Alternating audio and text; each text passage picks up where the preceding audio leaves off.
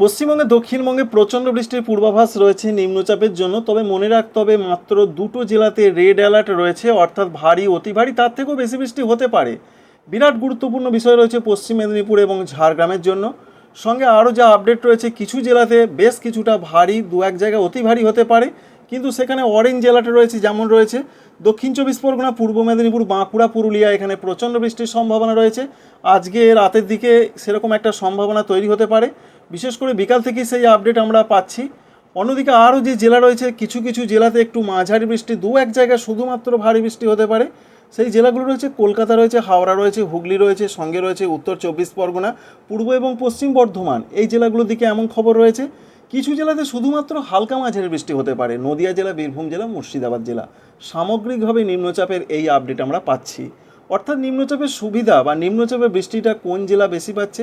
বিশেষ করে পশ্চিম মেদিনীপুর, ঝাড়গ্রাম, সঙ্গে রয়েছে পূর্ব মেদিনীপুর, দক্ষিণ চব্বিশ পরগনাও রয়েছে, সঙ্গে রয়েছে বাঁকুড়া, পুরুলিয়া, পশ্চিম বর্ধমানও কিছুটা হতে পারে।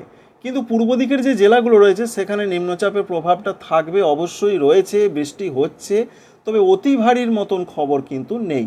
আগামীকাল এই নিম্নচাপ আস্তে আস্তে উত্তর পশ্চিম দিকে সরার জন্য পশ্চিম দিকের জেলাগুলোতে বৃষ্টিপাত বেশ কিছুটা বাড়তে পারে। তার মধ্যে উল্লেখযোগ্য রয়েছে পশ্চিম মেদিনীপুর, ঝাড়গ্রাম, বাঁকুড়া, পুরুলিয়া, পশ্চিম বর্ধমান। এই জেলাগুলোর দিকে বৃষ্টিটা বাড়বে আগামীকাল, বিশেষ করে শুক্রবারের দিকে। তবে আগামীকাল হালকা মাঝারি বৃষ্টি অধিকাংশ জায়গাতেই হবে, এমনও খবর রয়েছে। যে জেলাগুলোতে হতে পারে সেই জেলাগুলোর মধ্যে বিশেষ করে এখনও পর্যন্ত যেটা জানা যাচ্ছে, নদিয়া, বীরভূম, মুর্শিদাবাদ, এখানে হালকা মাঝারি বৃষ্টি হবে। ভারী বৃষ্টির সেরকম কোনো উল্লেখযোগ্য খবর নেই। পূর্ব বর্ধমান, এছাড়া রয়েছে কলকাতা, হাওড়া, হুগলি, উত্তর চব্বিশ পরগনা, এই জেলাগুলোর দিকে হালকা মাঝারি বৃষ্টির কথাই মূলত বলা হয়েছে। তাই শুধুমাত্র আগামীকাল পশ্চিম মেদিনীপুর, ঝাড়গ্রামে বেশি বৃষ্টি, এছাড়া মাঝারি বৃষ্টি দু এক জায়গায় একটু ভারী হতে পারে। দক্ষিণ চব্বিশ পরগনা, পূর্ব মেদিনীপুর, এছাড়া রয়েছে অন্যান্য জায়গার মধ্যে পশ্চিম বর্ধমান, বাঁকুড়া, পুরুলিয়া। আশা করছি বুঝতে পারলেন। সবথেকে ঝাড়খণ্ডে বৃষ্টিটা বেশি হবে। আজকে রেড অ্যালার্ট জারি রয়েছে ঝাড়খণ্ড, পশ্চিমবঙ্গ, সঙ্গে রয়েছে উড়িষ্যা এবং ছত্তিশগড়। আগামীকাল ছত্তিশগড়ে বৃষ্টি আরও বাড়বে, কারণ নিম্নচাপটা উত্তর পশ্চিম দিকে সরে চলে যাওয়ার জন্য। 15 তারিখ থেকে বৃষ্টি অনেক কমে যাচ্ছে। পশ্চিমবঙ্গে দক্ষিণবঙ্গের জেলাগুলোতে বৃষ্টি অনেক চলে যাচ্ছে। দেখুন, নাগপুরের দিকে সেই নিম্নচাপের প্রভাবের জন্য বৃষ্টিটা বেড়ে যাবে। পশ্চিমবঙ্গে দক্ষিণবঙ্গ আবার কিন্তু বৃষ্টি হারাতে চলেছে।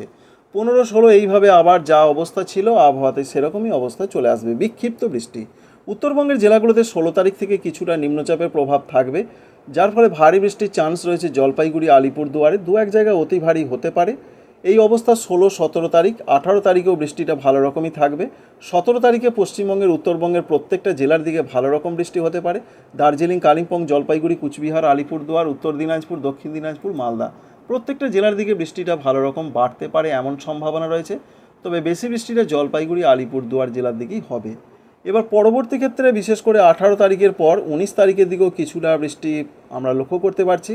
20 তারিখ থেকেও পশ্চিমবঙ্গের উত্তরবঙ্গ বৃষ্টি অনেক কমে যাচ্ছে। এবং আজকের যা খবর রয়েছে পশ্চিমবঙ্গের উত্তরবঙ্গের জন্য, তাতে হালকা মাঝারি বৃষ্টির খবরই রয়েছে। আজকে 13 তারিখের দিকে উত্তরবঙ্গের জেলাগুলোতে হালকা মাঝারি বৃষ্টি। আগামীকাল 14 তারিখেও হালকা মাঝারি বৃষ্টির খবরই রয়েছে, প্রত্যেকটা জেলার দিকে হবে। এবং পরবর্তী ক্ষেত্রে 15 তারিখ থেকে আস্তে আস্তে ধীরে ধীরে বৃষ্টিপাত একটু করে বাড়বে, 16 তারিখ থেকে যেটা বেশ বেড়ে যাবে। আপডেট ছিল এই পর্যন্তই।